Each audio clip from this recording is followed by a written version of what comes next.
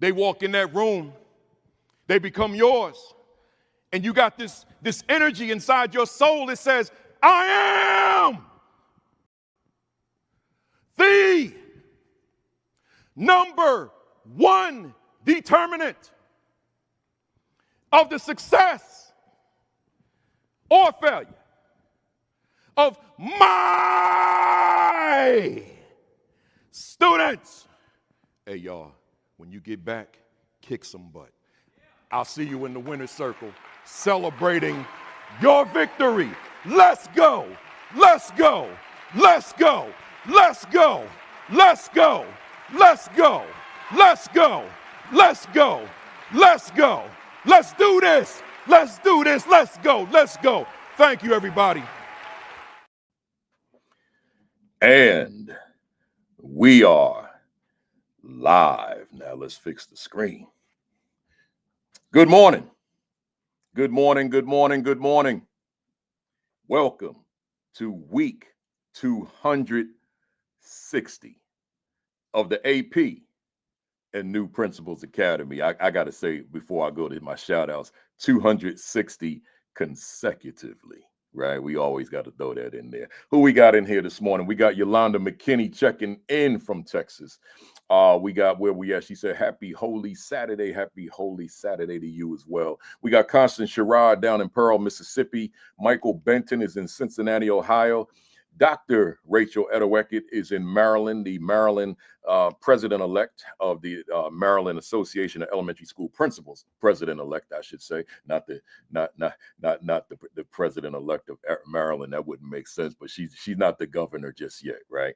We got Rodney Richardson in the building down in Hampton, Virginia. We got AP Patrick Lawrence in Connecticut. Thanks for your words, too. I read those before I went live. I appreciate that.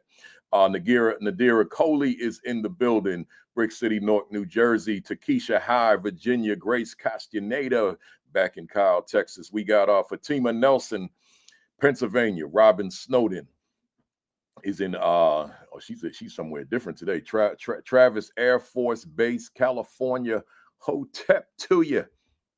We got Tashika Truesdale is in Atlanta, Georgia. Elisa Rivera is in Rhode Island. Marsha Poe, San Diego. Thanks for waking up early, Marsha, as always. Lysandra Bracken is in North Carolina. Vanessa Zeskind is in Connecticut.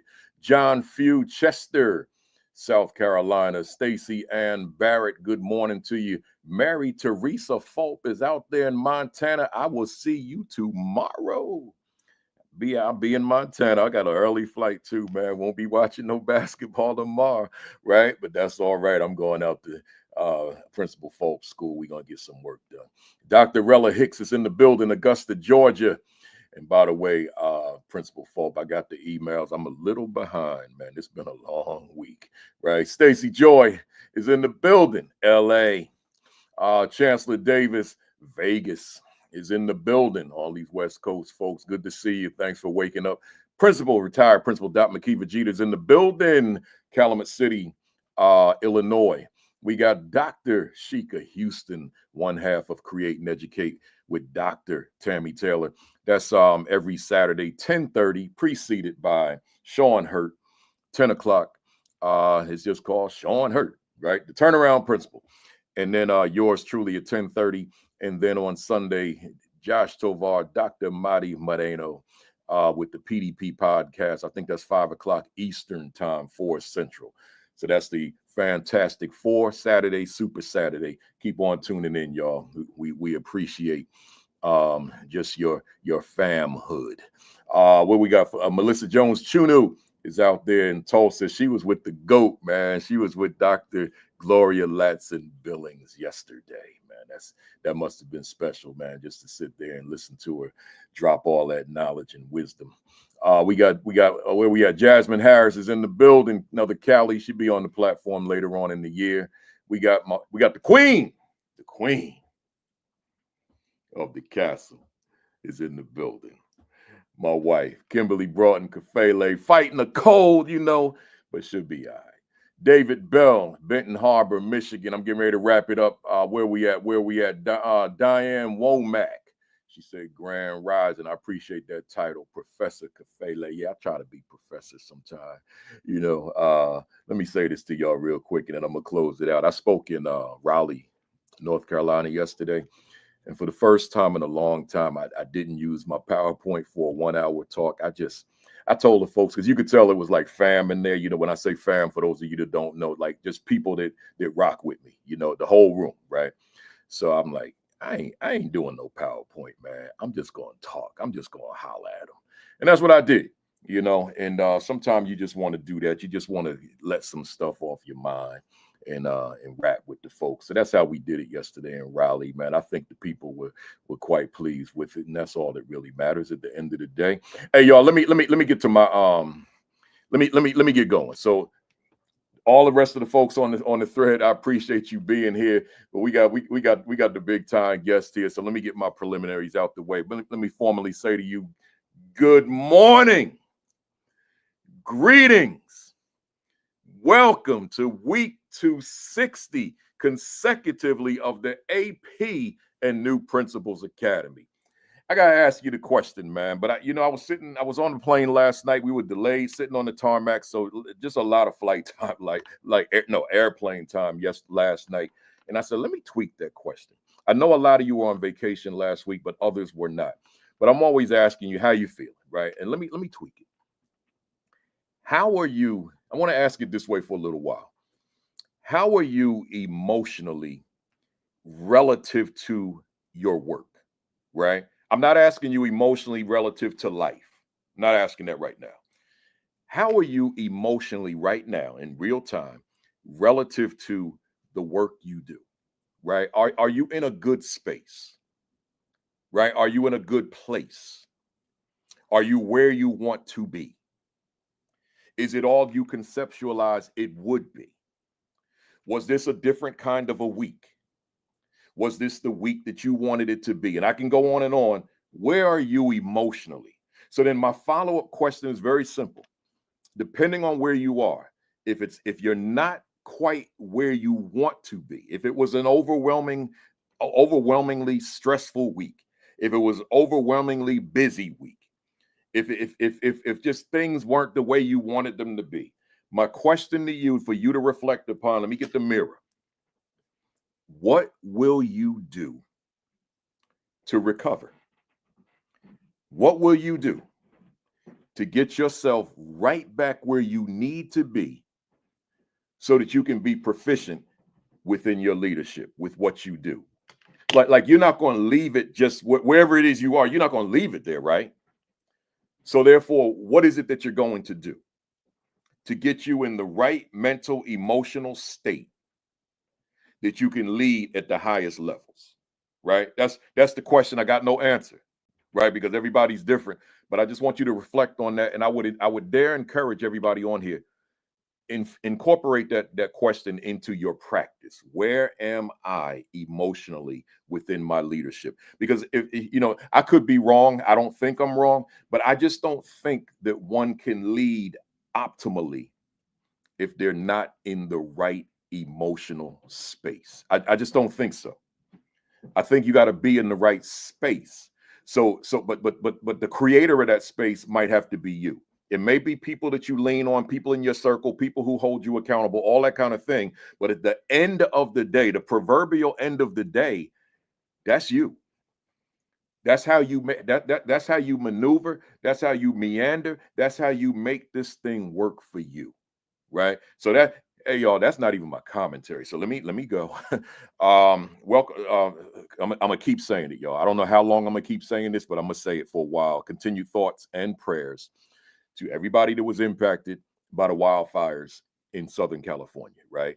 Why would I keep saying this? It's been months now, because I'm quite sure that them folks don't have their homes, right? It's still rubble, right? So I don't want to let that be the news of the day, the headline of the day, and then knowing that we had to have had people who were impacted by that and maybe don't tune in lately because of their situation, right? So I want to just keep them in the atmosphere. I don't see it on the news anymore, but it's on this news, right?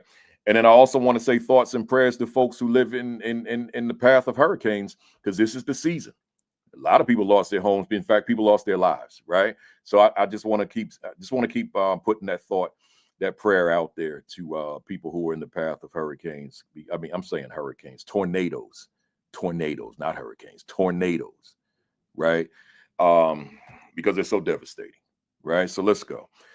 Shout out to Capitol Hill High School in Oklahoma City under the leadership of Dr. Sherry Gately. I really like Dr. Gately, principal at Capitol Hill, and her team. We spent a lot of time together this week, 2 days. Just a lot of time, a lot of interaction.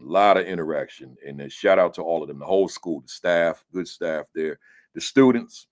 I got a little story, but I don't have time to share it today. We'll get to it another week. But shout out to them. Also, shout out to the 2025 Innovations in Family Engagement Symposium. That's where I was yesterday. Phenomenal time, man. Just meeting all the fam out there. Just the number of folks coming up to me. Principal Kafele, I'm assistant principal because of the AP and New Principals Academy. Principal Kafele, I'm assistant principal, or I'm a principal because of the interview videos. Or Principal Kafele, I read your books. You know, all that kind of stuff, man. See, like, you know, you put gasoline into a car, and that's what keeps it going, right? I mean, there are obviously other facets of keeping a car moving, but it needs the fuel. When someone comes up to me and says, Kafele, can I have a selfie? That's my gasoline, right? That never, ever, ever, ever. I'm gonna keep saying it. Never, ever, never, ever, never, ever, never, ever will get old. Never. When someone rolls up on me, they got the program booklet. Like this happened a lot yesterday. They got the program booklet, so there's my picture in my bio, and they say, "Can you sign your autograph?" I'm like, wow. That ain't never gonna get old, man. I ain't never. And if somebody out there, if you ever ask me to sign my autograph or take a picture, and I say I don't have time, just slap me in the face. Say you ain't nothing, right? I ain't gonna sue you, right? Just say you ain't what you cracked up to be. You're a fraud. Just tell me that. The reason I can say that because it ain't never gonna happen. It ain't gonna happen. You roll up on me and ask me for a selfie, we taking that picture. I don't care if the flight is like 5 minutes away. We taking that picture. That's how I get down. That's my fuel. That's what keeps me smiling on Saturday morning. That's what keeps this fire raging on Saturday morning, because the picture is saying thank you. That's what it's saying. The autograph is saying thank you. That's the translation. That's all it is. A lot of time, a lot of times, some of us are upset because nobody will say thank you. See, thank you goes a long way, baby. So that's why I'm so gracious. I'm so gracious. Let's go, y'all. Welcome to the first timers. If this is, in fact, your first time, I'm pleased to see you here. However, that means you missed 259 sessions.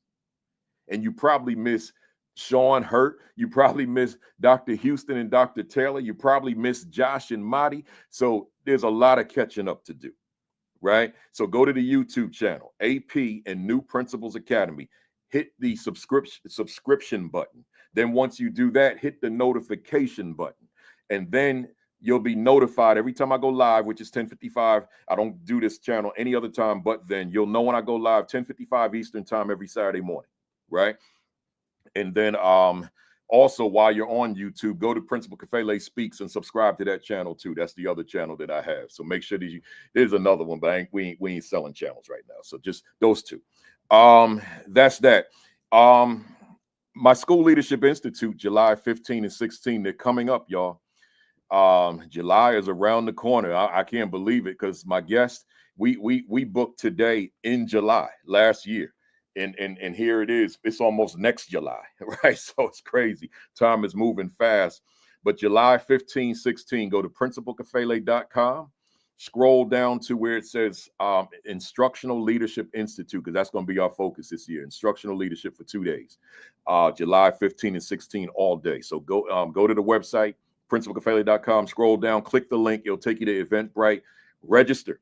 And then you get a free copy of this when you get your bag. When you get to Raleigh on July 15, you get a free copy. So if you don't have your copy yet, what is my value instructionally to the teachers I supervise? Get your copy now, y'all. Get your copy like right now. Use the other device, go to the other tab, whatever it is, but get your copy, right? It's the most important book I've ever written. It's the most significant book I've ever written, right? And I'll be promoting this for a long time. Um, I'm ready for my monologue, y'all. It's monologue. I'm gonna keep it short because my guest Eric Sheninger, he got some stuff today. So let me jump into it. My monologue is a simple title: Your why matters, but your how matters too. Your why matters, but your how matters too. What am I saying?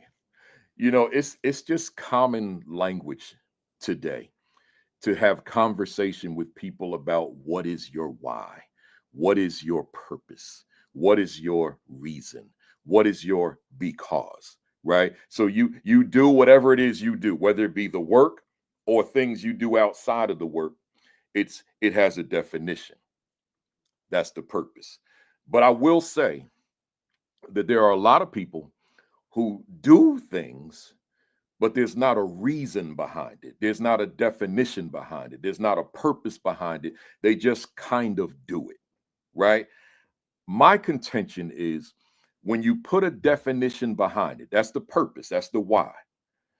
It tends to allow you to elevate your game because you're being fueled by specificity that has been documented. You got to document it.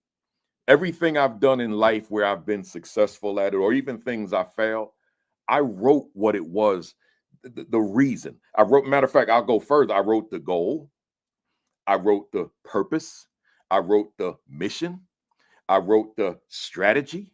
I wrote the vision, right? So all that's written, but I'm not into that right now.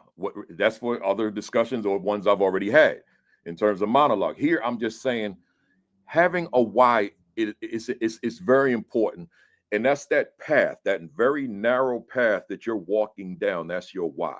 But my emphasis this morning in this monologue is not the why, it's the how.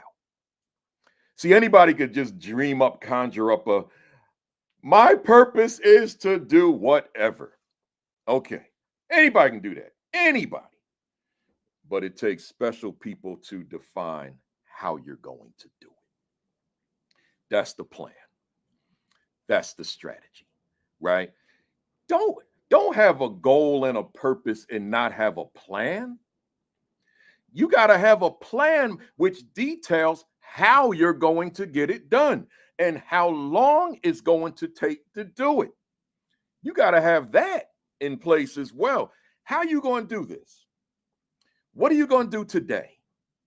So when we think about your leadership, because that's who the bulk of you are, when you're thinking about your why when you walk into that building, because you're not just in there to be an administrator, there's got to be some specificity in there, some very specific things that you want to accomplish because you're in the role. So how are you going to do that? Is it going to be a thing where you need to infuse some other people to facilitate, to help you facilitate the whole process? Is it going to be that whatever it is? I don't want to speculate because then I'm going to take more time.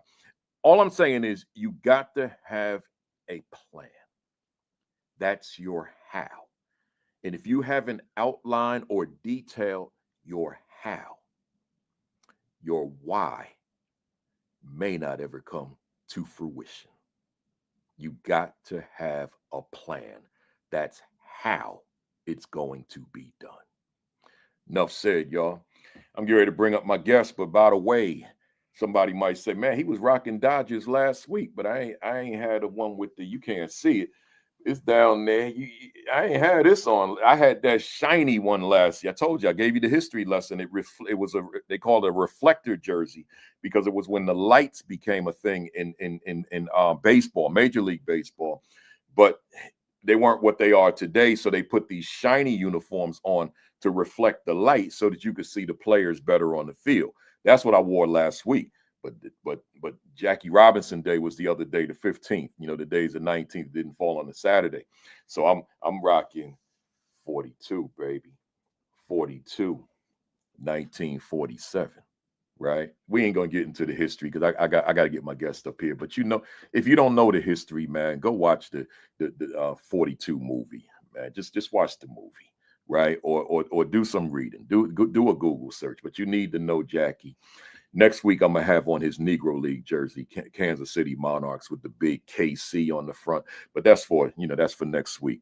I got a guest, y'all, and I'm getting ready to bring him on up here. Let me get him on up here. I got my brother here. Let me get that screen right. We got Eric Sheninger in the building. I'm sure a lot of y'all have some of his books. Morning, sir. How you doing? I'm doing fantastic. I'm so pumped up after that monologue, the rah-rah video. I cannot wait to get started here this morning. Same here, man. Same here. If you all out there in the fam don't know Eric, you need to know him.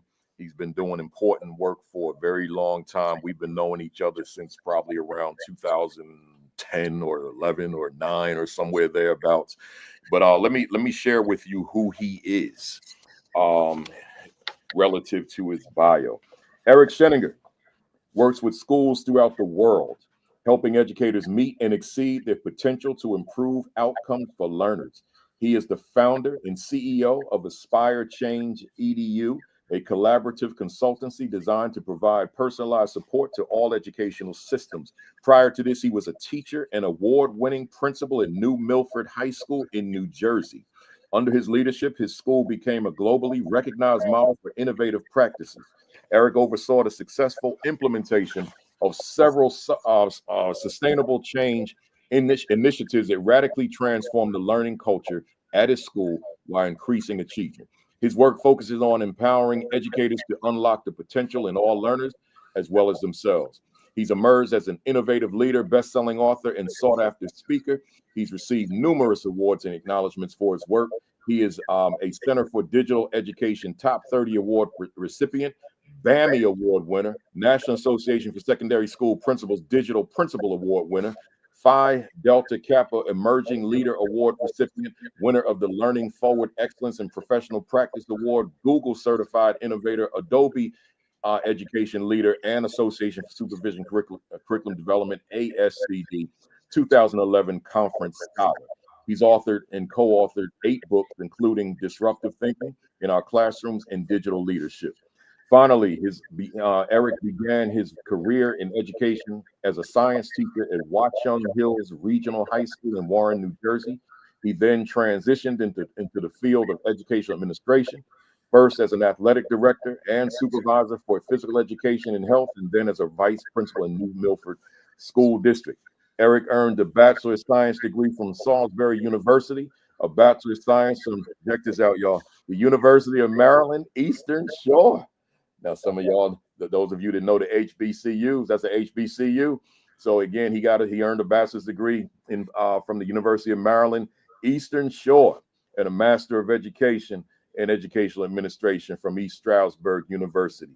Connect with Eric at ericsheninger.com, and we'll have his information up throughout the session as well. And esheninger@gmail.com, and you can follow him at _Sheninger on Twitter, known as X these days. But we're going to give you more opportunity. If you missed that, don't even worry about it. Let's jump into it.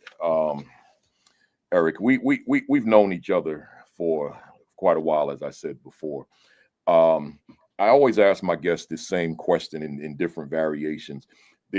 All of us have so many different facets, aspects, compartments of who we are, right? I'm Principal Kafele right now, but this red button on my computer that says end stream, as soon as I hit it later on today, when we finish, I will not be Principal Kafele. I'll be husband, I'll be dad, I'll be all that. So, and I'll be son to my mother, because I will be talking to her for sure. So here's the thing. When we take Eric Sheninger and just compartmentalize him at the education side, who is Eric Sheninger? Wow, it's a deep question. I think kind of taking your lead, for me, I'm a learner, I'm a father, I'm a husband, and just trying to really navigate this world and think about, hey, how can I help myself get better? But in turn, how do my actions inspire others, both personally and professionally, to you kind of, and I love how you kind of open up with the why, but forget the why. Everyone knows the why. But how do we help people? How do we help ourselves do the right work, be the best iterations of ourselves, be kind? So, it's funny. After this, I'm going to go be a father. I'm going to go get my son's car fixed, show him the ropes on some things, cook dinner, take a nap. And, so I think it's just simple. How can I consistently learn to be a good person to those that I'm fortunate enough to have in my life? Love it, love it, love it. Here you were at New Milford High School, and somewhere in there, this social media medium called Twitter became a thing. And as it became a thing in the education space, you became attached to it. And those of us who knew you, it's almost like Principal Eric Sheninger became synonymous with this new thing called Twitter. Talk to it and even I posted when I posted the ad that you were coming on. One of my local friends here in Jersey City, local colleague and friend, said it in Jersey. He said, the Twitter principal. Talk to us about what that was. Yeah. Hey, first off, everybody, here's a fun fact. Both Baruti and I were principals at the same time in New Jersey many, many, many years ago. Yeah. And for me, I was very traditional. I enjoyed comfort, the status quo, and I kind of led the way I thought I was supposed to. And two kind of instances got me to get to social media. The first one was in 2009 when a student told me school was like a jail. Why did that student tell me school was like a jail? Because I chased him through the hallway, literally made my assistant principal chase him with me because he broke our cell phone policy.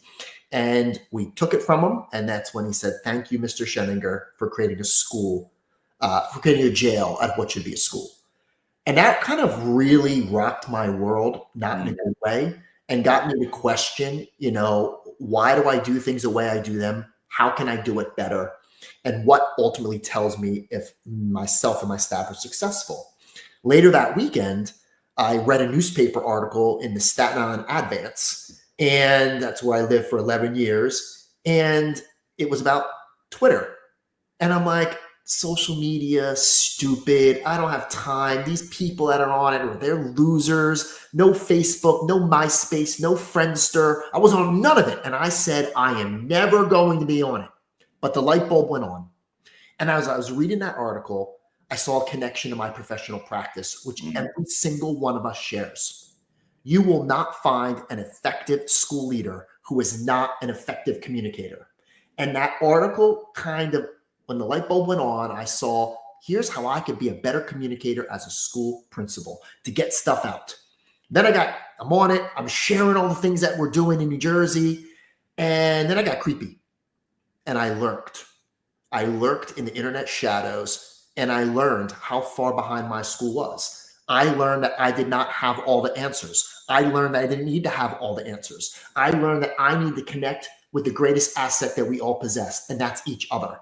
And that's when the magic happened and people kind of looked at me as Principal Twitter and all this stuff. Here's the thing, everybody. I got lucky. I took a leap of faith. I got on. I'm not special. The work that I did was not special. The work of my teachers was special. And that's what I want you to think about as leaders is how do you set your people up for success? Social media put me in a better position to learn how to unlearn and relearn and set my people up for success. Wow. So how did that translate into you having these 100? Because we going back to those days, and you would already surpass 100,000 followers, right? And it's not like you're a celebrity, like you don't have the latest song out, right? You're not in the latest movie, right? You're not scoring touchdowns, right, or hitting home runs since you got the Astros gear on. How is it that you were able to surpass 100,000 followers in Twitter's infancy?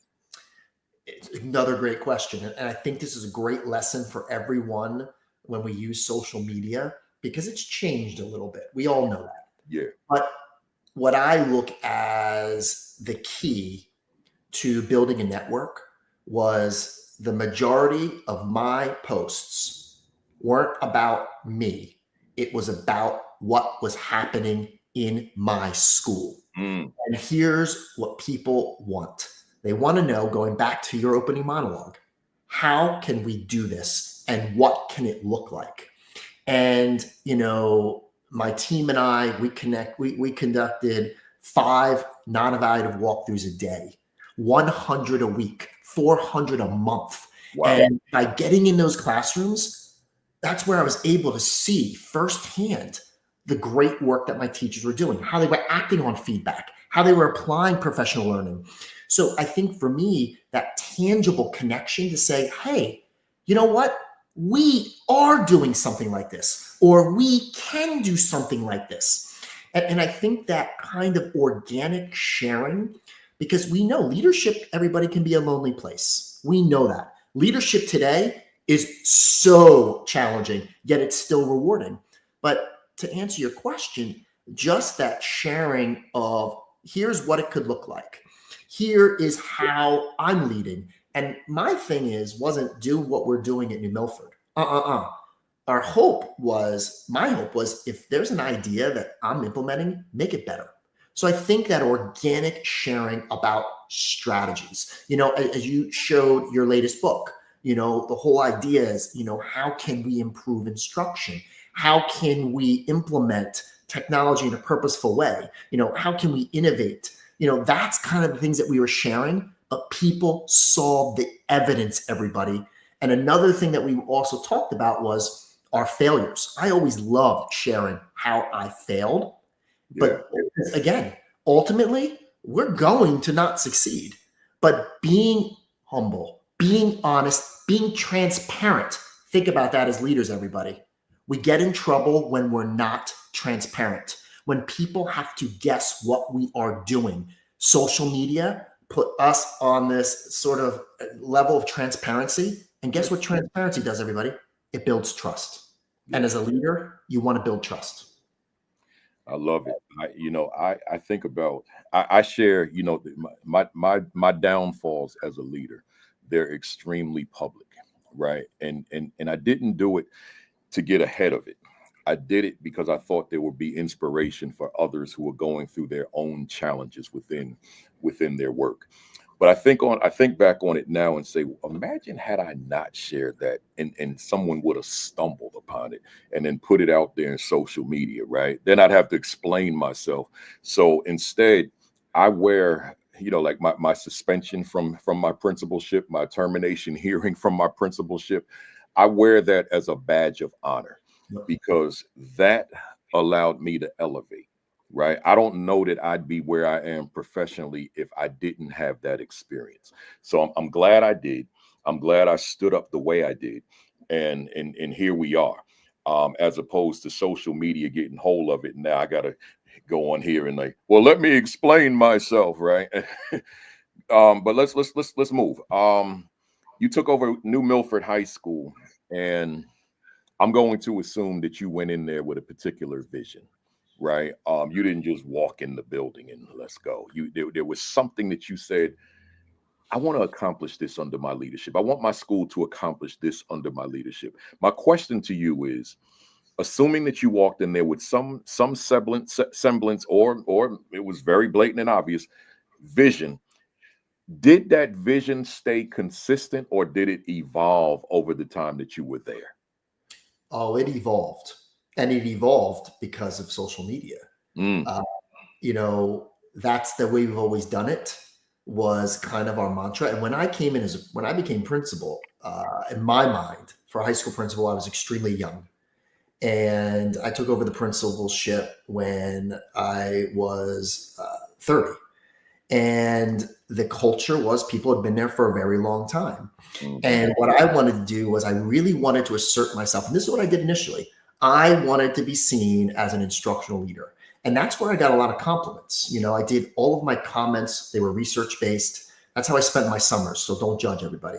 I created a comment library because guess what? The strategies are not different. They're the same darn strategies. So I used Google Scholar to align research. But when those little blue birds started chirping in my ear, my vision for the future changed, where I kind of wanted to break free from the status quo and be a catalyst for innovation and really prepare students, not just for the present, but for their future.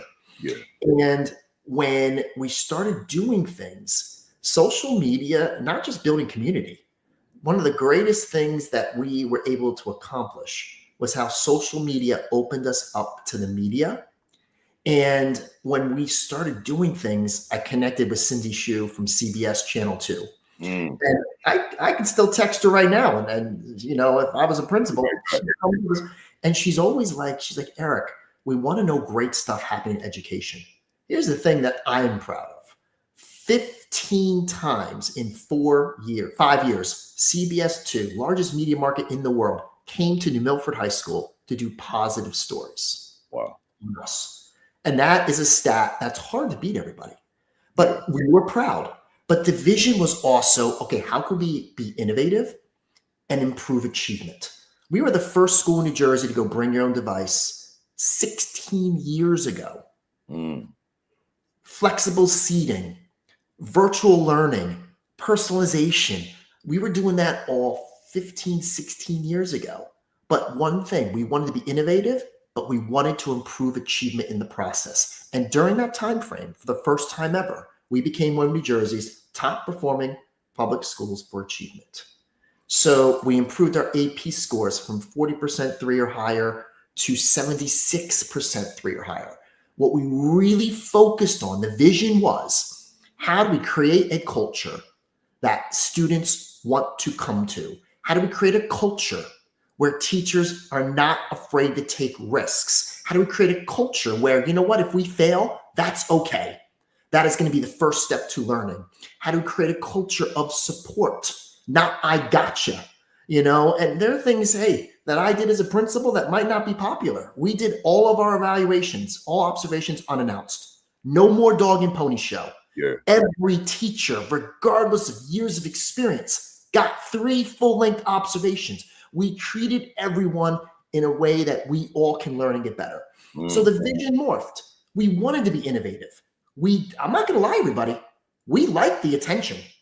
When people were visiting from all over the world to see what my teachers were doing, you know, you were talking before, Baruti, about how, you know, the selfies, the signing things, it's your fuel. My fuel as a principal was putting my teachers on a pedestal, having confidence in our ability. If somebody comes in and visits our school, they might not see what we want them to see, and that's okay. But you want to know 95% of the time, they were going to see, going back to your monologue, how you could do it effectively and what evidence told us and validated our vision. Wow. Hey, to the fam out there, hit that share button, retweet, repost, tag somebody, text somebody, call somebody, let them know that Eric Sheninger is in the building. Hit those Facebook leadership groups up, tag them as well. Just let folks know we are here. We live in an algorithm-based world, so we gotta manipulate those.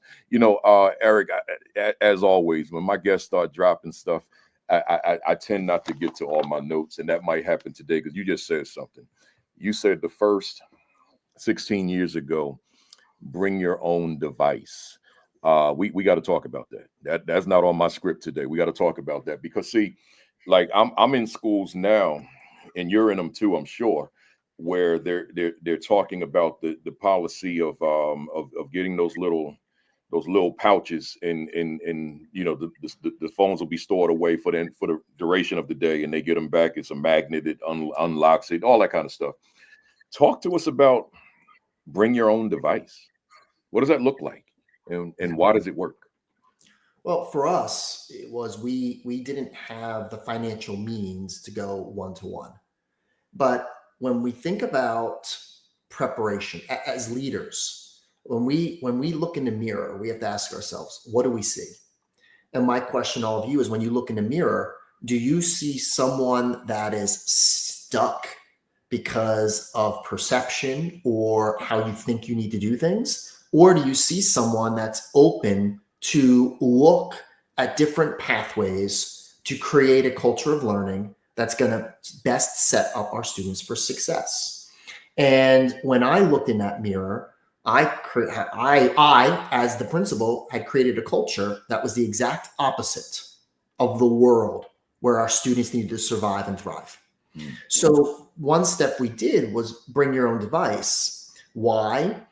And by the way, we had parameters. You didn't see kids running around the halls with devices. They weren't allowed to use them in the hallway. They could use them in lunch, or they could use them in class at the discretion of the teacher. And when we got feedback from our students, the thing that they said is, you know what? What's so special about New Milford is we feel trusted and respected. If you build a culture of trust and respect with your teachers, with your students, more are likely to rise to the occasion. We wanted to teach our kids how to be digitally responsible, how to protect and create a positive digital footprint. You can't do that if you don't create a culture of learning that embraces it. Now, we had our parameters in place. We had a discipline code if a student violated that. You know, we did take phones away and kept them for the entire year. Yes, we did. I had a huge safe in my office. But the thing is, we made sure that the device did not dictate the lesson or the learning experience. And I think that's so critical now when we look at how many schools are one-to-one. I don't want to walk into a classroom and see students glued on a device. I don't. I want to see, hear, turn and talk, think, pair, share. Why am I saying that, everybody? I visit thousands of classrooms every year with my other hat, my coaching hat. Here's one of them right here. Yeah, there we go, Marcel. Yeah, and I don't want to see students on a device all the time. I want to see that collaboration, that communication. But here's the thing: when they leave us, they are going to go into a world, whether we agree with it or not, that is going to be all over this, everybody. So I think we have to look at everything in moderation. I'm not a black or white kind of person. In education, there is so much gray. So when we think about technology, the key is we want to create an optimal learning experience for our students. There has to be parameters, there has to be expectations, because if we're sitting on our device all the time and we're not getting our work done, that's a problem. So what Bring Your Own Device did for us, going back full circle to your question, it helped teach our kids self-regulation. It helped them to collaborate ethically in digital spaces. They were able to really cite not just Wikipedia and websites, but peer-reviewed sources. They were able to create artifacts of learning, demonstrate understanding, all when appropriate. Good stuff. Good stuff. Good stuff. An abrupt switching gears. Eric, I'm in a lot of schools where I'm a mission and vision guy. I just am. I've been that since I was a classroom teacher. We had a classroom mission and vision, right? So I'm in a lot of schools, and the mission and vision are typically unknown to everybody, including administration. My question to you, as being an expert in this field for as long as you've been, and particularly at the building leadership level, has the mission and vision become obsolete? Is it no longer necessary to you, or are people getting it wrong, or the gray areas in between that you just referenced? What are your thoughts here? Yeah. So my first thought is, I kind of want to fact check you quick. I'm not an expert. I am not. I am just like everyone. I am when you got all these books, man. No expert, no expert. But I think when we think about mission and vision, here's one thing I hear all the time is we don't know where we're actually going. We don't know what the expectations are. The mission, that is your core values. That is what you believe in. That is what you are trying to accomplish as leaders when you cultivate the seeds of learning in your students. Vision is where you want to go. And they're interchangeable, but you have to have each, because you can't accomplish your goals if you don't have clarity in your mission and your vision. And that's what I would challenge all of you on as leaders. Do you provide leadership clarity? You know, when we think about it, because if you, and here's the thing too about change, everybody, mission and vision don't change squat. And hey, I might say my opinion, don't take this the wrong way. None of you change people. We don't change people. We create the conditions where people want to change, where they see value to change. So as you think about mission and vision, do you build that by consensus? Do you allow people to share their insights? Because it can't be your mission or your vision, because then people are going to be like, nope, that's not leadership. Leadership is not telling people what to do. It's taking them where they need to be so that they can be part of the solution. So my opinion, mission and vision are critical because we can't accomplish the how and the what if there isn't clarity in the why. But I see a lot of why. I see it. I hear it all the time. But yeah, so I think it's more critical than ever, but I think the mission and vision have to align with the present world where we are educating students. Because make no mistake about it, everybody, education is not really prone to embracing shifts to practice. Yeah. So we have to be honest about where we truly are as leaders in order to get people to where they actually need to be. I love it. I love it. So let me holler at the fam out there who are tuned in this morning. You've heard me say it for a long time. Those of you who have been locked in since May of 2020 when we started this, that mission and that vision, they matter. They absolutely matter. You know, I gave it my little slang definition. I said the mission is who you are and what you're about, right? And then we can talk about value, core values, etc. But right there at the center, this is who you are. But have you defined who you are? This is what you're about. But have you defined what you're about? And does the entire building understand that? And again, as Eric said, I don't mean you, the leader. I mean you, the staff, right? You like Eric said, I'm just going to repeat it. You take a mission and hand it out to the staff. That's just your mission. That's not the staff's mission to embrace, because they may not agree with it. They may not be down with it, right? So, but the bottom line, when I walk through a building, I want to be able to ask people, students, staff, administration, custodial staff, security, whomever, what's the mission here? What's the vision here? It just matters exponentially, right? So let's go. You know, you've written or co-authored 8 books. I've had the privilege of endorsing, I don't know, 2 or 3, something like that. Your new book, which I want to show everybody, is entitled Personalized, written by you and Nikki. How do you pronounce her last name? Slough? Slough. Meeting the needs of all learners, right? Personalized. I got a thought that I wanted to share with you. And by the way, you can go to Amazon right now, get yourself a copy, right? Got a thought.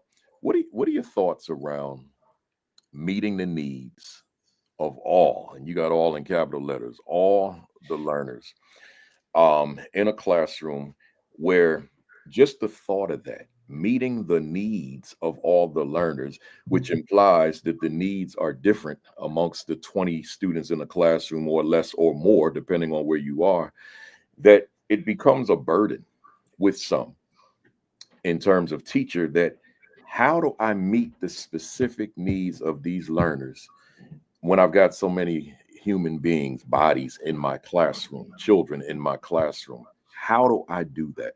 What are your thoughts around that notion? Yeah, and I think it's important to understand how we learn.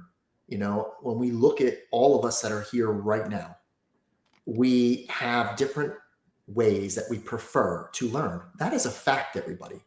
So what I want you to think about as leaders is when you walk into classrooms and in your building, are all students consistently doing the same thing at the same time, the same way? Now let's talk about your faculty meetings and your PD. Are all people doing the same thing at the same time, the same way? let's be honest. We know that some people are checked out. We know that there are connections where there is a lack of engagement. So leadership is, again, about being honest about where we are. So when we think about all, here's the thing, everybody. When I go into a classroom, I know that it is impossible for a teacher to engage every single student. Why? Because that teacher cannot control what's going on outside of the classroom. The key is, does that teacher create the conditions to engage as many students as possible? And when we think about meeting the needs of all, the key is how do we create the conditions that help as many students as possible be successful? Because direct instruction, whole group, predominantly at the secondary level, if it's happening all the time, we can honestly say we're not meeting the needs of every single student. And here's the thing, everybody. You saw that book. I wrote that book with a current school principal who has been able to create a culture that meets the needs of all students. And I get to work with principals, assistant principals all over the world that are doing that. We get in our head, why do we not change? It's more work. I don't have time. It's another thing I have to do. Are you going to be the yeah, but leader? Or are you going to be the what if leader? And I think that's it. You don't have to be perfect. There is no perfect way. And I also want to say one other thing. I want you to challenge the notion of best practice. If there was a best practice, we'd all be doing it with a great deal of fidelity and getting amazing results. There are no such thing as best practices, in my opinion. There are effective practices. As leaders, you determine what are the most effective ways to meet the needs of as many learners as possible. Love it. I mean, that's worth repeating, because I agree with you wholeheartedly. Best practices, like how do we determine that, right? Effective. What's best in one school for one set of staff may not be best in the school down the highway for a different set of staff and leadership.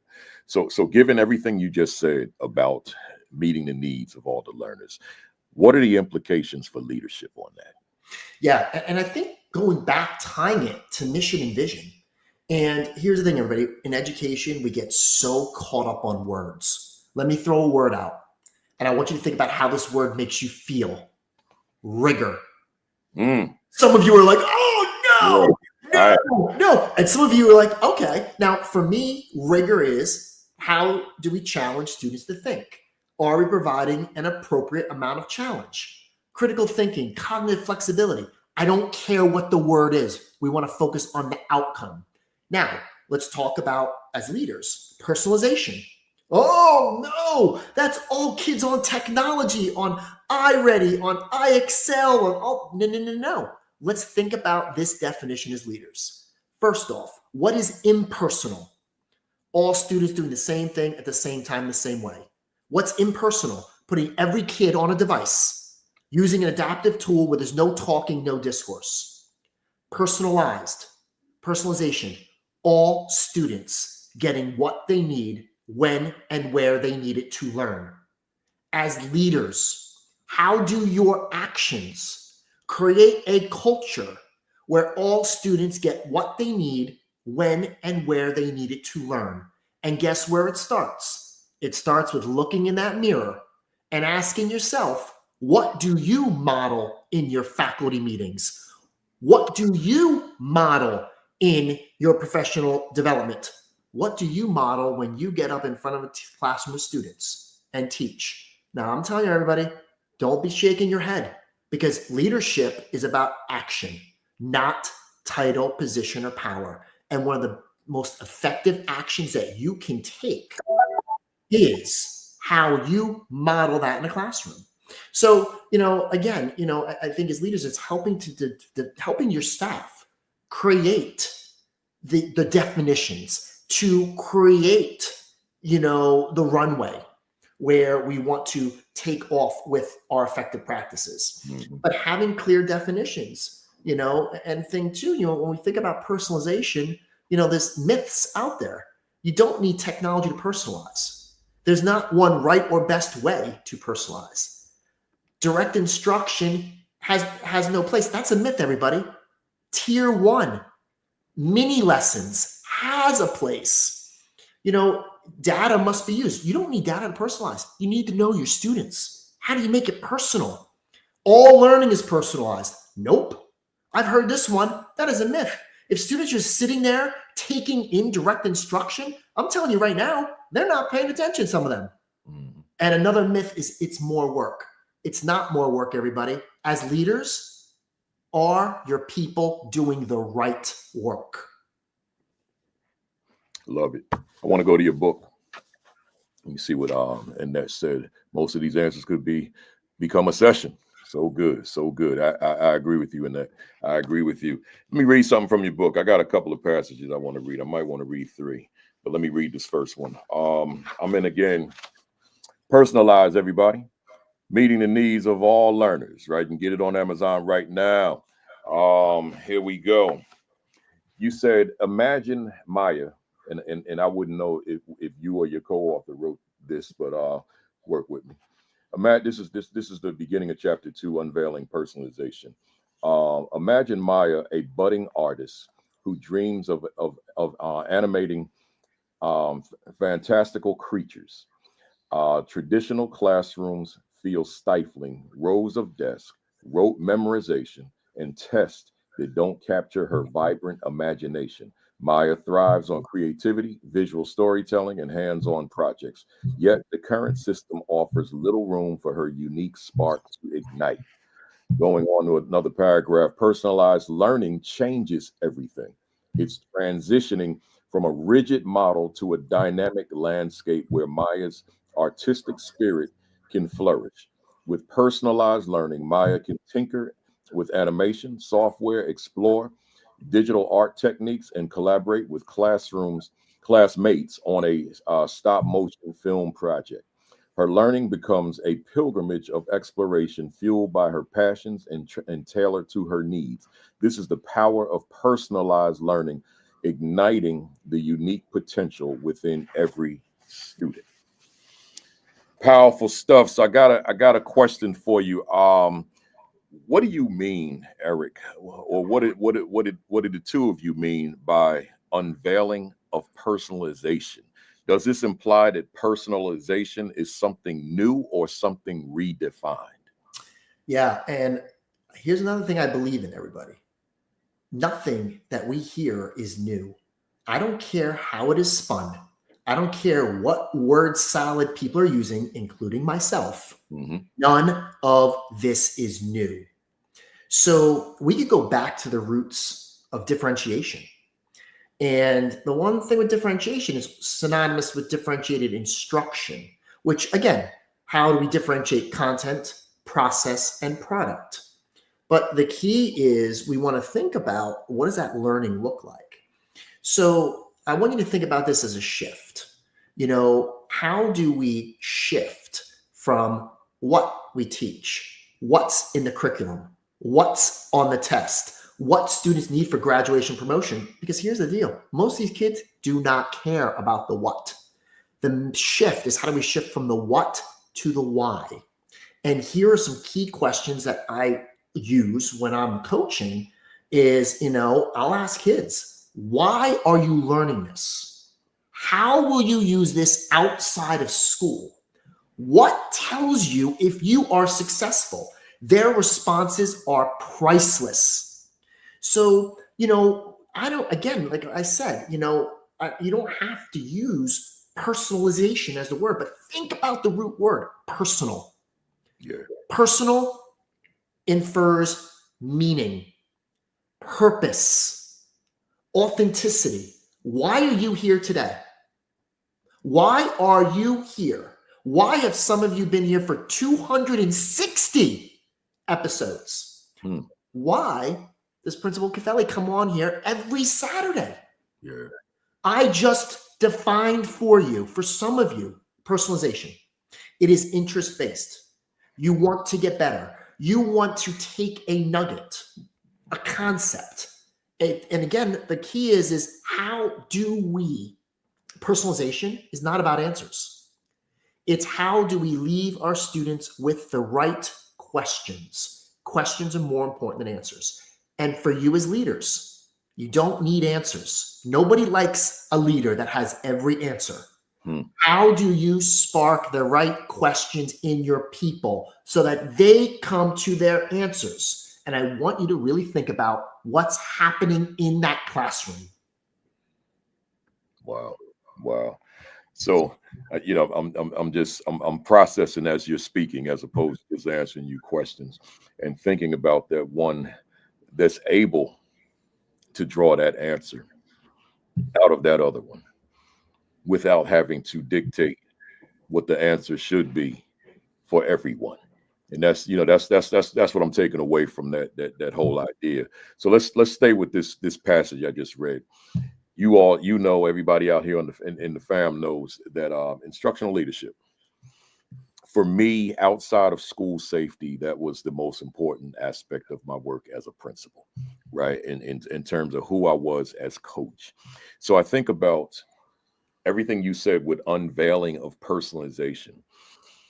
What are the implications for leadership within the capacity of instructional leader? Yeah. First off, when you think about the importance of instruction, I also want you to think about the connection to the pedagogical strategies that you want teachers to see. And here's the thing, we again, when we look at what we can learn K-12, there's so many different strategies, and I'll get to 4 clear-cut ones in a second. But number one, if you really want people to move in a better direction, you got to create relationships first and foremost. Without trust, there's no relationship. Without relationships, no real learning occurs. Number 2, what resources, what supports, what research are you using to validate any shift in practice? Because people want to know, is this a valuable use of my time? They also want clarity.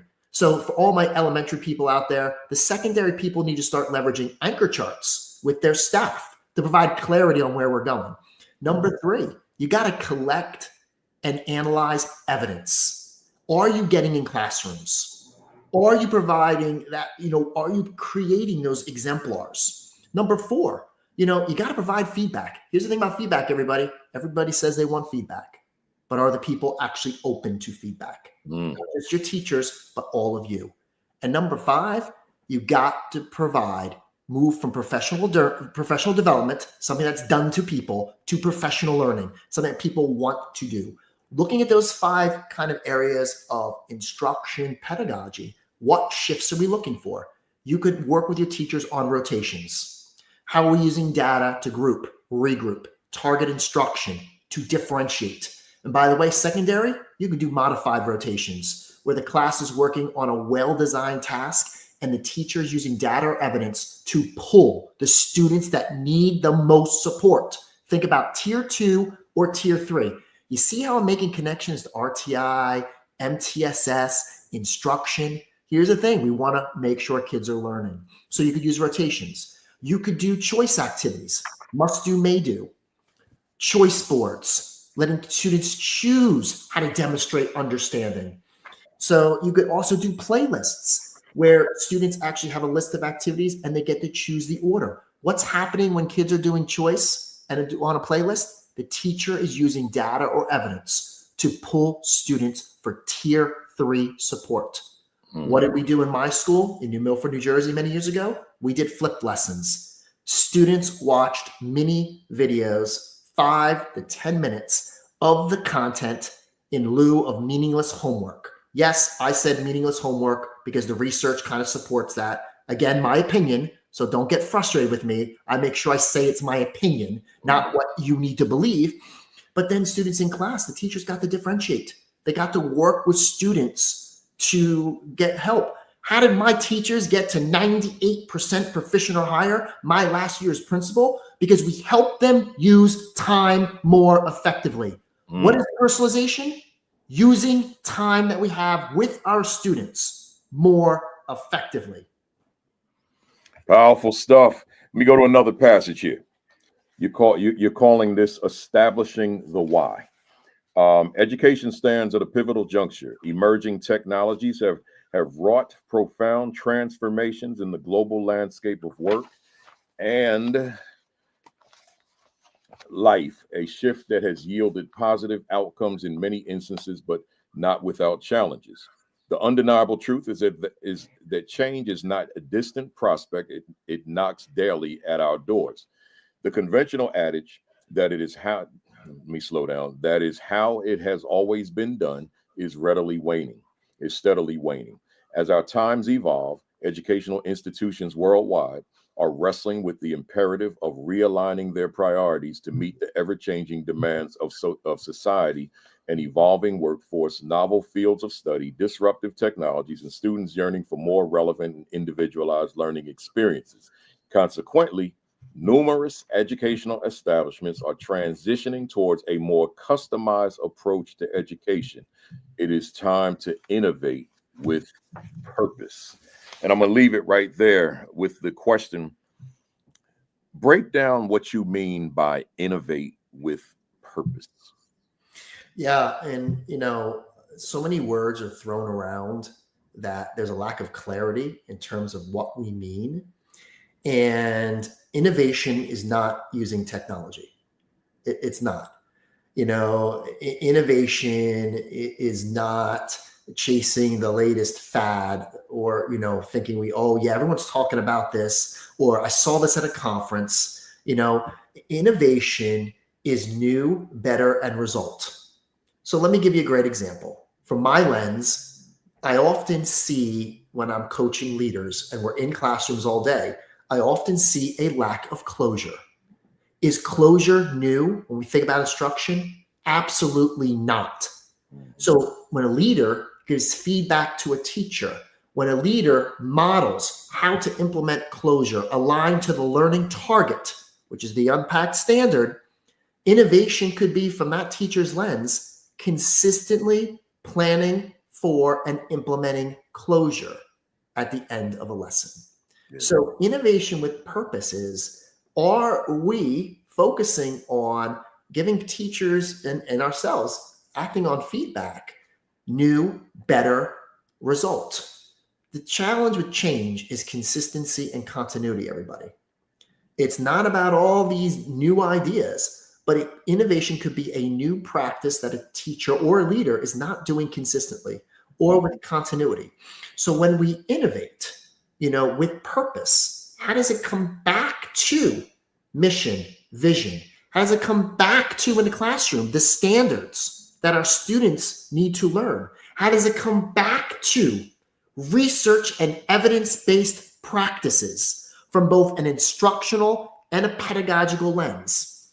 Innovation could be moving from glorified common planning, which a lot of people call PLCs, to actual PLCs, where data and evidence are being used to be analyzed, to develop goals, to select the strategies, to analyze and evaluate the efficacy of those strategies, rinse and repeat. Yeah, wow, I love it. I got a follow-up for you, but I want to put Angela up here. She said, "What's the name of his book, please?" Here we go, Angela. Personalize. Let me get it right. Meeting the needs of all learners. Right. You can get yourself a copy right now. But while you're at it, get this one too. Right. Disruptive thinking. Let me get that subtitle. In our classrooms, preparing learners for their future. So get them both. There are others as well. So you put Eric's name in the Amazon search, and you'll see all of his books. Right, there's 8 of them. All right, we'll revisit that. And as I keep asking you, Eric, the second part is, what are the implications for administration? Because I never want to leave them out, because we're talking about the classroom, but where what's my role in this toward being that coach that facilitates the process of making everything you said become the reality of children in the classroom? So the implications are huge for leadership. If you don't get it, if you don't believe in it, if you don't model it, it's not going to happen.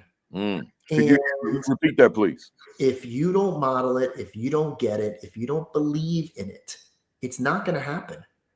Teachers, they know when we're not vested, just like we know in some cases where a teacher might not be vested. And the implications are, again, not reinventing the wheel. When we think about the process of change, again, we want to say, okay, well, here's where we are. Here's where we could be. And why are these practices entrenched? How can we make this shift? So, I look at it this way. It really begins with making the commitment to get in classrooms. Are you a good manager or are you an effective leader? I was a good manager, everybody. I became a leader when 70% of my time was spent in classrooms, when I delegated and trusted my team to do some of the other responsibilities so I could be that learning leader. So are you delegating? Are you creating that shared vision? Are you leading by consensus, getting people's input so they feel that it is their decision, meaning administrators, teachers? How are you communicating? How are you providing support? And here's the thing, you have to take a hard look at what professional learning looks like. Does it help sustain the status quo, or does it help push people to become the best iteration of themselves? How do you reflect? When we think about leadership, John Dewey said, we don't learn from experience. We learn when we reflect on experience. So all these things, and how do you learn? So the thing is, you're here on a Saturday. Great. But I'm also going to say, so what? Mhm. So what if you're here on a Saturday, if you don't jot one thing down that Baruti has said, that I've said, or someone in this chat, have you written one thing down, your aha, your light bulb, and then how will you follow up on it to make it a reality? That is leadership. That is learning. That is the type of person that can inspire people to get out of their comfort zones, because comfort is the enemy of progress, and to begin to learn and grow to better support students. Fam, you all hear that last line? He said, comfort is the enemy of progress, right? You get into a situation where you're comfortable. And I mean, you could be comfortable. You could be functioning at a very high level and become comfortable in what you're doing, meaning that you're at this level, which may be a high level, but there's margin for more growth. But if you got comfortable right here, like, nah, we good here, man, we doing all right, then you can't go to this next level because you got complacent.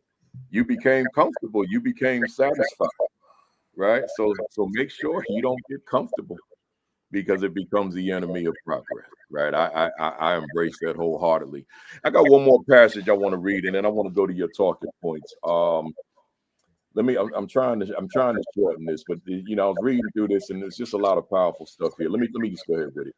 Personalized learning is a teaching approach that combines tailored instruction and pedagogy to equitably address each student's unique opportunities for growth, strengths, abilities, and interests. Now, just that alone, I could stop, because there's a lot in there. But let me read this again, y'all. Personalized learning is a teaching approach that combines tailored instruction. That's a lecture right there. And pedagogy to equitably, there's that word, y'all. I ain't even gonna get into it. Address each student's unique opportunities for growth, strength, abilities, and interests. Let me keep going. Personalized learning has the potential to revolutionize the educational landscape, increase student engagement and achievement, and better prepare learners for the challenges of a rapidly changing world. Lastly, by customizing instruction to meet unique learner characteristics, educators can ensure that students receive the necessary support to overcome challenges. This approach can help bridge achievement gaps, allowing students to progress at their own pace, ensuring that they never fall behind nor feel held back.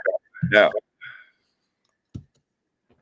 I can only imagine a teacher hearing that may say, "Woo, it makes sense," but oh my God, that's a lot of work.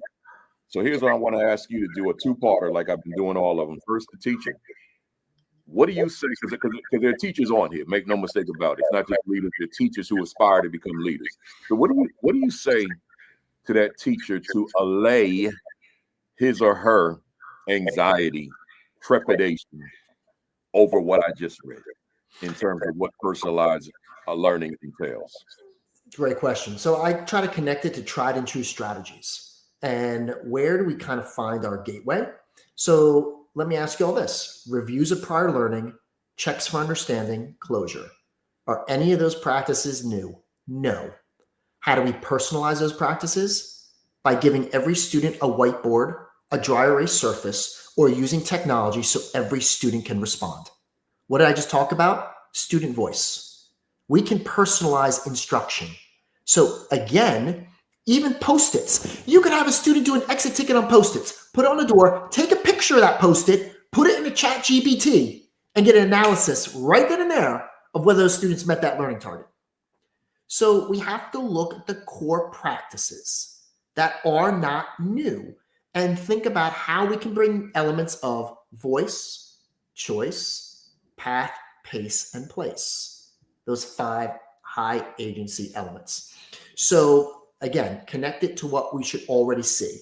From a leadership standpoint, you got to come back and think about how are you modeling, not talking about it. Because if you just say, do this, do that, you know, you don't like to be talked at. Your people don't like to be talked at. So it comes back to what can you control? Your faculty meetings, professional learning, and maybe, because you want people to have autonomy with PLCs, but you can offer to come in and have conversations, provide feedback on the PLC process. So again, it comes back to those critical actions that you are going to take to motivate, inspire, support the masses. Love it. Love it. You all get that down. Take those notes. Get that information. We're going to make a transition to these talking points. One of them I know you went through, but don't worry about it. I know you got something else to say about it. Let me just get it up here. Here we go. Here we go. Here we go. You talked about the myths. I know you went through that a little bit. I'll just go through really quick. Here are the myths, everybody. 1, you need technology.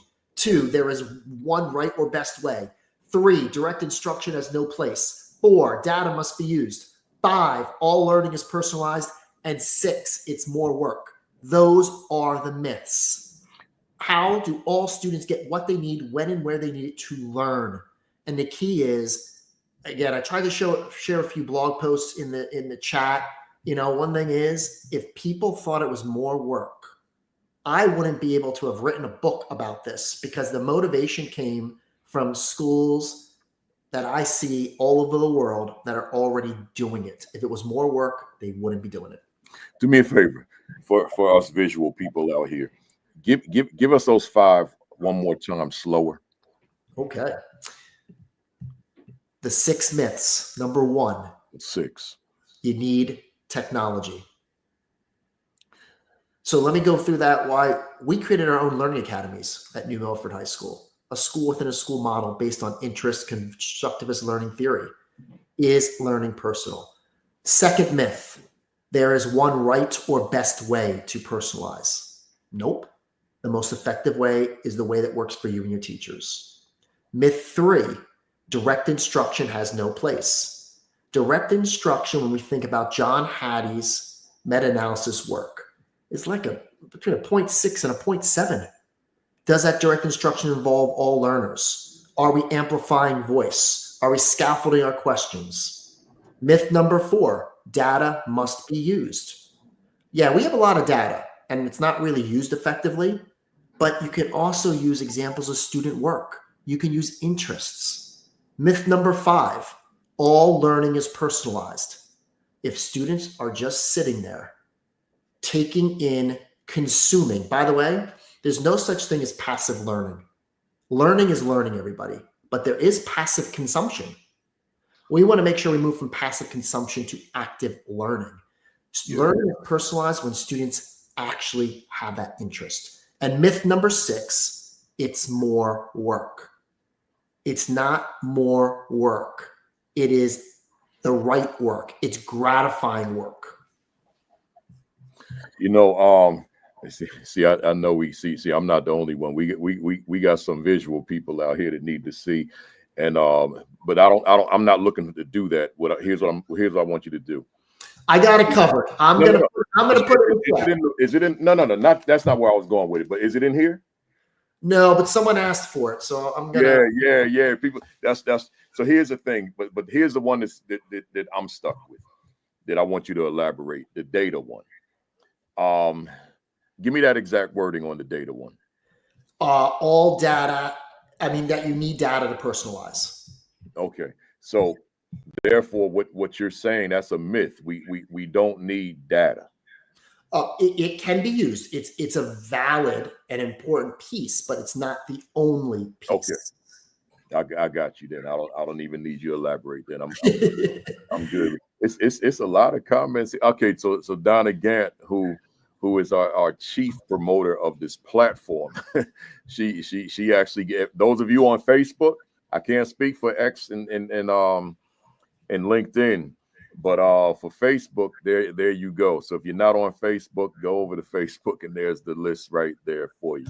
Let me see what this one here says.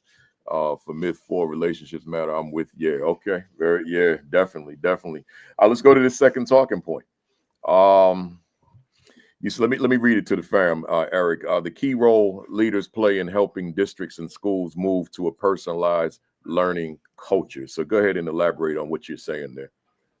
I'm sorry, I got to repeat that because I'm putting the myths into the chat. Yeah. The key role. This is the second one you sent me. The key role leaders play in helping districts and schools move to a personalized learning culture.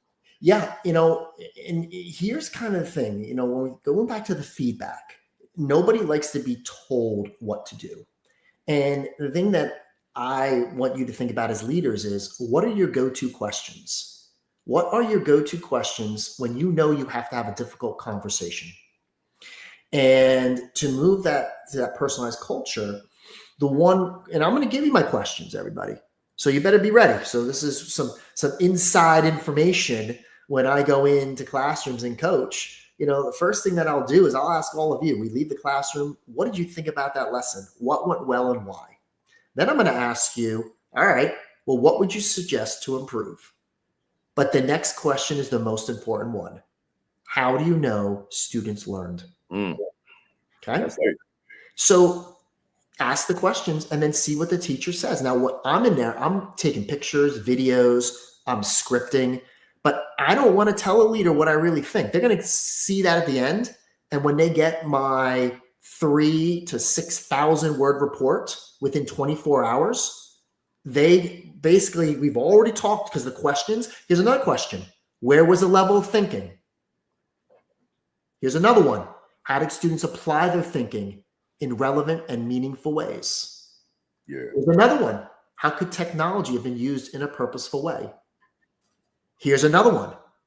How did the teacher, or how could the teacher have used data and evidence to better meet the needs of learners? So think about your questions. That's the most important thing you have.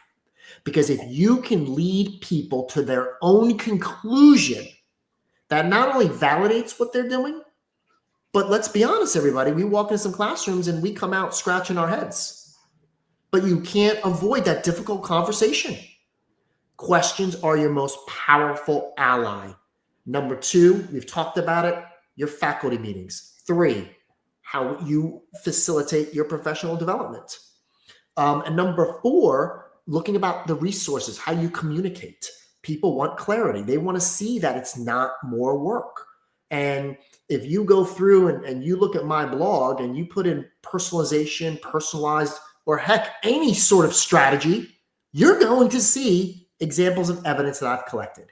People want to know how, coming back to what Rudy said in the beginning, How can we do it effectively? And what can it look like? Whew. Good stuff. You know, in the context of that explanation, I want to go backwards real quick. You gave some numbers, and there are different people on right now than say we're on in the beginning, because the people that popped in later. Give us those numbers of the number of walkthroughs. I think you did it. You said per day, per week, per month. What were those numbers again? My team and I did 5 non-evaluative walks a day, and there were 4 of us. So 100 a week, 400 a month. And y'all hear that? So 5 a day, right? 5 a day with the team. So so are you including all all assistant principals? Yep. So we're talking the team, folks. Let's stay here for a minute before we go to this final talking point. You got the team doing 5 walkthroughs in a day, 100 in a week, and 400 in a month. Now let me hold up the mirror. I'm not asking you, are you doing that? I'm asking you, what shifts, what changes, what adjustments might you need to make to be able to do 5 walkthroughs, which is inclusive of the debriefing, right? In a day, right? 100 in a week, whatever it is, right? What adjustments do you need to make? And one might say adjustments where, and I would dare say in the culture of the building, right? So that the culture gives you the permission to engage in the work which is most critical to the progress of young people in your school, right? What, you know, I said culture, right? But we're talking about your model, Eric. So culture is coming from Kafele. What is it that you would say needs to be adjusted in order for that to become a reality? Because that's not a reality in a lot of places. Yeah, I think the biggest excuse I hear from teachers is time. Mm-hmm. But guess what? As leaders, we use that excuse too. So I think I need you to really analyze and reflect on how you use your time. Because here's what I will tell you, everybody. I honestly did not know what was going on in my classrooms. You cannot begin the process of change if you, as the leader, don't truly know what's going on in your classrooms. Mm. And then the key is how do you help your people look at the connection to practice, their practice and learning? So 400 walks, did I get to every teacher? Did I give everyone individual feedback? Heck no. Why? Because I didn't have time. I made sure the GLOW uses more elementary terminology. I learned a lot from elementary that I now embrace as a secondary person. The GLOWs and the GROWs. If there were some really good GLOWs, yeah, I made sure. Phone call, post-it, no email, impersonal. And then if there's something to grow, the walks were to prepare teachers for their unannounced observations. But here's what we leveraged during our faculty meetings. How can we help students learn? That was our one question. We used our walkthrough data to have conversations about practice in the classroom. So if you don't make the time, you need to value it. You need to embrace it. So that's the biggest thing, is how do you use your time as a leader to move the needle? I love it. I love it. Let's go to this last one. It was main strategies that leaders should be aware of so they can support teacher growth. Yeah, I kind of worked some of those in, station rotation, rotational models. Number 1, that's a tier 2 strategy. You can adapt it for the secondary level, but I got secondary schools using station rotation. Number 2, choice activities. Choice boards, must do, may do, choosing the right way to demonstrate learning.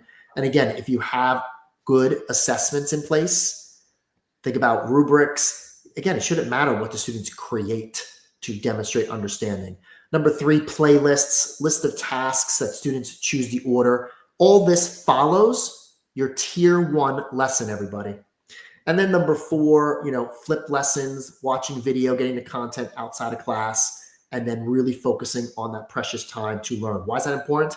Some of my high schools have 42-minute periods, everybody. You can't get anything done in 42 minutes. And that helps to substantiate this sage on the stage mentality. But flipped again. And you could also, do asynchronous. Virtual learning was a big part of our culture way back when. So those are kind of the strategies, but you need to kind of, again, and I talked about direct instruction, student voice, getting every student to respond. That's a great way to start. But again, those are some of the strategies, not only in the book, but you can find them on my blog as well. Very good.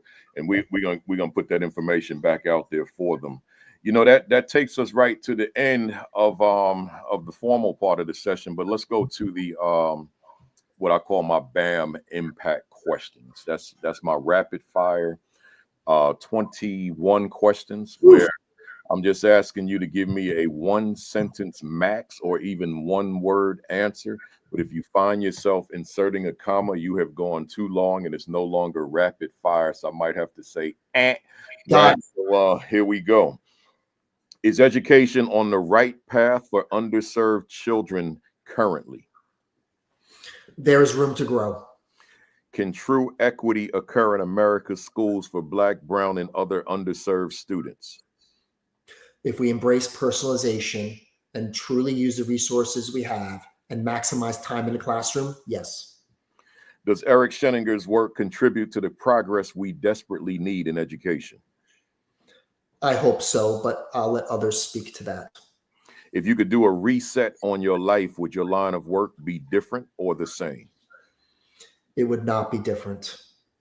Why do you continue to do this work? Because I was inspired by my students and teachers, and I hope to do the same. What fires you up particularly within the work that you do? Recently, how leaders look in the mirror and get comfortable being uncomfortable to lead the change that we need in our schools. What do you dislike about your work? Planes, airport delays. Yeah, all that great stuff. You know what I'm talking about. All that great stuff. What has been your greatest victory in your work thus far?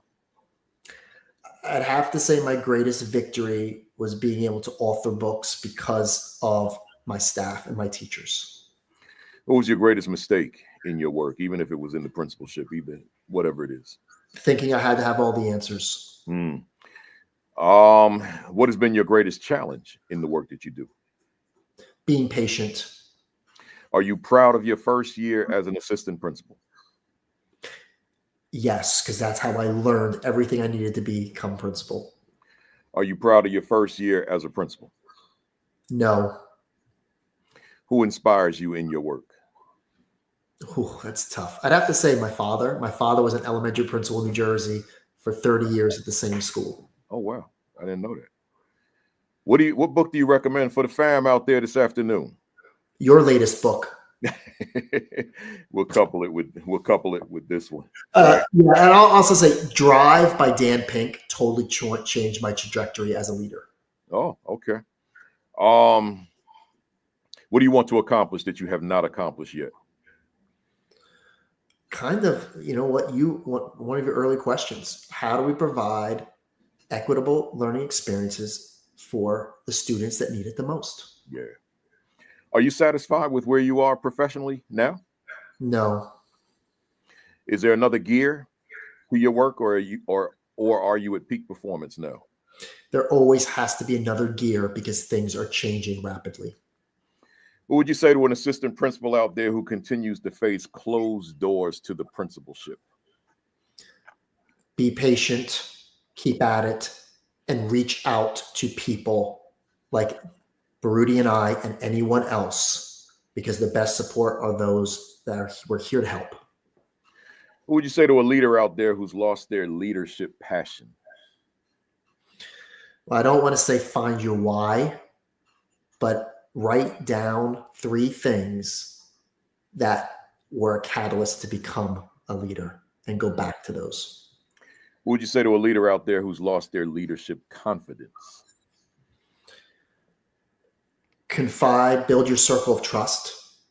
And again, ask, I need help. I don't know.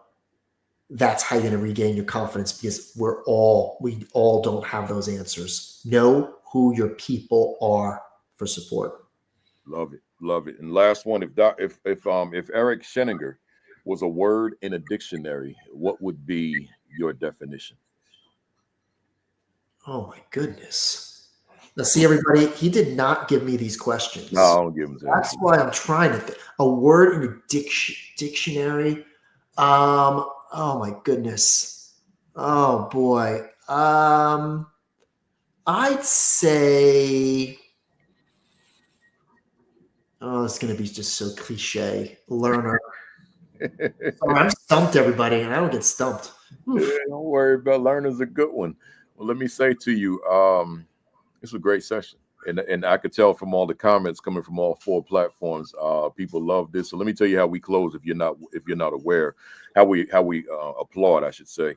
To the fam out there, you already know how we applaud our guests because you've already started. We use our favorite emoji. So those of you who may be new to the platform or haven't been with us for a little while, just give us if the session resonated with you today, if it was good, if it was useful, beneficial to your work, or just good stuff. Give us your favorite emojis and keep them coming for a while. And that's the way we let my guests know that this was a good session. So I see you already started. I see them still coming. Keep them coming. And let me get my emoji. My emoji is always in the form of this Louisville Slugger that I got from Jefferson County School District some years ago. So bam, you hit it out the park. Got my Jackie Robinson on number 42. There it is. So Jackie at the plate, knocking it out, rookie of the year, all that good stuff. Man, Eric, I appreciate you. Tell these folks how they reach out to you so that you can come into their school districts and spend whole days, whole weeks, long-term contracts, convocation message, whatever, everything that you do. How do they reach you? Yeah, everyone, esheninger@gmail.com, ericsheninger.com. I'm everywhere. I'm on every social media site. Don't go to me for TikTok laughs because I'm still trying to master TikTok. But, for me, I was so proud to see one of my principals here, Marcel. So I'm glad that was pointed out. I mean, that makes me so proud. And I'm actually going to see him in a few days when I'm in Natomas all next week, all this upcoming week. So, everybody, reach out anytime. If you got a question, if you just need some advice, I'm not going to say I have the best advice, but I will respond. So thank you, everybody. Thanks for what you do. Good stuff. Good stuff. And also the newest book, Personalized, meeting the needs of all learners. You can go to Amazon. I guess you can go to your website too, right? Yep. Yeah. So go, either place and get yourself a copy. And let me shamelessly plug there's Principal Kafele. Where is he at? There, he's somewhere down there. Yeah. So I can't. I'm where's my finger? There it is. He's down there with the endorsement. Yeah. So and then also get yourself a copy of Disruptive Thinking.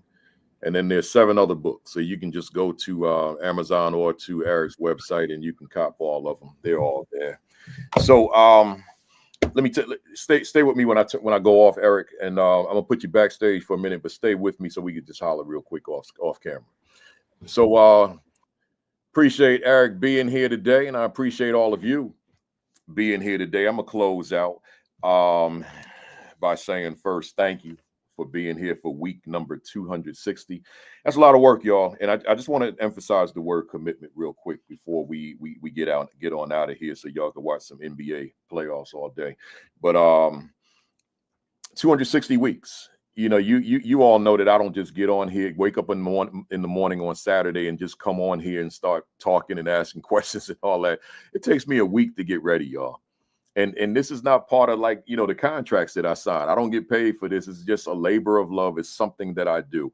But I'm not saying that to bring attention to me and to pat myself on the back. I'm using that as just a model for somebody out there that once you get into something, stay committed to it. I didn't know that this was going to be. We're going into year 6 in 2 weeks, right? I didn't know I was going to do this long. I thought it was going to be 18 weeks during the stay at home, shelter in place, and then I'm done. But here we are, and we're booked solid until January of 2026, right? This is just what it is, right? Like she could say, hard work. That's what it is. So look here, join me next week. I told you before, Dr. Marcus Jackson is doing what I'm calling a residency with us. So every last Saturday of the month until probably January, he'll be with me. So he'll be with me next week. Chief Academic Officer at Lancaster Public Schools or School District, consultant, author, Dr. Marcus Jackson. We'll be going one-on-one next week. We're gonna do it for about an hour, because I have to do a like I have in Eastern time zone. I have to do a keynote at 1 o'clock in Columbus, Ohio. So I'll be doing it from the hotel room. We'll end at 12 on the dot, and then I'll run downstairs and get on that stage, right? So join us next week for 260. Facebook Live every Saturday morning, 10 o'clock, Sean Hurt, Eastern time, I should say, followed by Create and Educate with Dr. Sheikah Houston, Dr. Tammy Taylor, 10:30 Eastern. AP and New Principals Academy, 10:55, myself, and then PDP podcast with Josh Tovar, Dr. Marty Moreno on Sunday at 5 o'clock Eastern. Make sure that you pick up a copy of What is My Value Instructionally to the Teachers I Supervise. Get it on anywhere books are sold, but Amazon is good, and ASCD.org, which is the publisher, is good. And then you can also put my name in the search engine, Baruti Kafele, and all the books I wrote for ASCD will pop up. And some of my self-published books will pop up as well. So just do that. And by the way, y'all, leave me a comment, right? I'm like when you get the book, give me them 5 stars. I'm gonna be so bold. Give me them. It's a 5-star book, so give me them 5 stars, but also give me a review, right? I said comment. Give me a review, right? Let me know what you think. I got thick skin. I'm good. So just give me a review on Amazon. Make sure that you don't forget about the School Leadership Institute on July 15 and 16 in Raleigh. Go to principalkafele.com, scroll down and click the link and join me in Raleigh, and you get a free copy of the book. Subscribe to the AP and New Principals Academy YouTube channel. We're at 23,500 subscribers, right? That's a big number, 23,500, but there are over 300,000 administrators in America. So I still got some growing to do. So make sure you subscribe to the channel. Don't just go to the channel and watch videos. Subscribe to the channel, right? That way you're notified when we go live. And then finally, your diet. Make sure that you eating right. I what was it, Thursday night, man, I had to go to Popeyes, man. I went to Popeyes. So I gotta make up for that now. 5 whole wings, them fake red beans and rice. And the coleslaw, right? But them 5 whole rings, they were so good, man, so good and crispy and greasy, right? So now I gotta make up for it. We ain't doing no fried wings for quite a while, right? But make sure that your diet is good, your exercise, you're getting it in. I'll be in that gym tomorrow. Today is NBA. Tomorrow I'll be in that gym, and then I got a flight to Montana, so we're gonna get it all in. And then your virus precautions, right? Make sure you're taking care of yourselves. You know, it's a lot of sickness out here, so make sure you're doing the right thing. Other than that, have a great week. Have an extraordinary week. Have your best week yet. Peace. Peace. Thumbs up. Cock that fist back all the way. Count to 3. 1, 2, 3. Bam! I'll see y'all next Saturday for week 261. Thanks for being here.